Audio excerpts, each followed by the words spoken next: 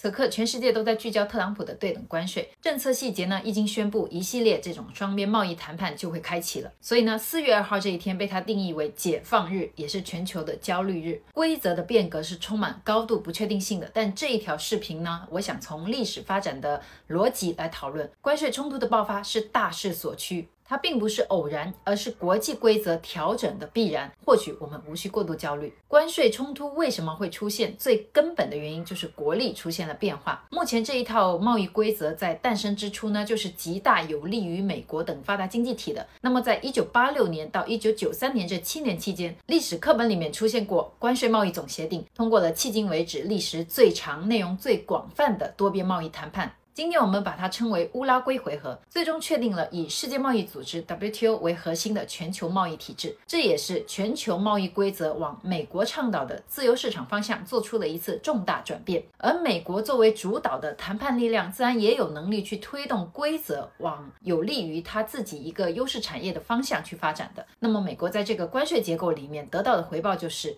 一是建立了全球知识产权保护和专利保护的一个最低标准，那这是硅谷、好莱坞和一系列美国制药公司的胜利。二是服务贸易的首个全球规则，那么这是华尔街的胜利。三是将全球工业品的平均关税降低约40%，有利于美国工业品的出口。所以呢，即便美国商品贸易一直处于逆差，但是呢，美国去年出口了价值超1万亿美元的服务，贸易顺差是接近3000亿美元。那么今天的关税冲突，某种程度上也是乌拉圭回合的历史镜像。当时冷战末期，全球经济进入自由新秩序，意识形态竞争让位于这个经济竞争，国力要重新平衡，互联网技术革命兴起，金融资本要自由流动，跨国公司要扩张，这个亚洲4小龙起飞，全球贸易繁荣，发达国家的经济也在转型升级。那么今天也是一样的，当既有的规则无法去反映现实的力量对比以及这个经济形态变化的时候，规则调整就是必然的。那么这套体系是什么时候不再符合美国利益的呢？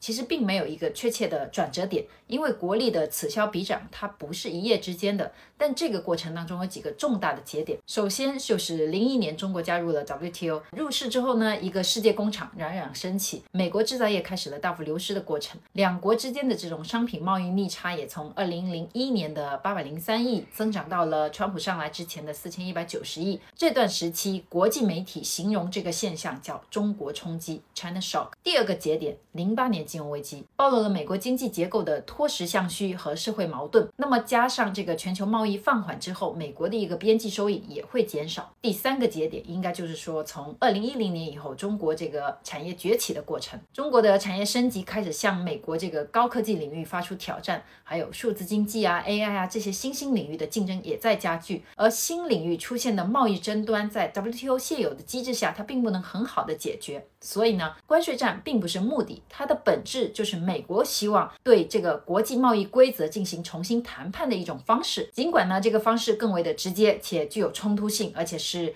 主要是双边谈判为主。那么具体到对中的可能带来的一些利益受损，比如说有加强这种数字贸易方面的规则，给美国的一些科技公司带来更多的准入；有比如重新定义产业补贴的一些竞争规则，来限制产业政策的发展空间；有这个有案外包来削弱这种世界工厂的地位；还有像知识产权的延迟法等等。不过呢，在劳工方面提的一些要求对产业升级还是有利的。所以你看前段时间有一些大企业呢开始严控加班了，这也是一个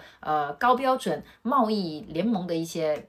规则吧。那所以呢，我们生活在这个秩序调整期，要明白这是经济发展阶段变化的自然结果也是新秩序它诞生之前的阵痛。我们不要去低估这个挑战，但是也无需过度的焦虑。退1万步来讲，即便新规则可能更有利于美国，那中国呢，一是实力摆在那里，核心利益不太可能被忽视和让步；二呢，是中国的经济韧性和适应性是很强的，更可能探索出来一些新路径。但是中国的国力上来了，完全有能力去推动未来的贸易规则，这种演进方向更有利于自己。从概率上来讲，贸易体系更大可能是呈现一种分化多轨的局面，比如说中美或许再加上一个欧盟，各自形成自己主导的一个贸易网络。那么规则的制定就转移到了你这些志同道合的国家集团内部了，那么我在各自的这个势力范围里面去赚钱。中等概率就是有限的相互妥协，我们管控分歧，我们维持现状。比如说那边要接受这边是有国企主导的一些产业经济模式，那么这边呢也要接受那边要求更多的市场开放和知识产权的延迟法等等。那小概率情况下才是这个完全碎片化的贸易和更加全面的对抗。这个期间就是我上回提到的两国持续博弈争夺时间窗口，包括你经济转型的速度，包括这个凝聚队友的能力，包括技术发展水平，个人和企业接下来能怎么办？我认为3个词啊：适度勇于、有限暴露、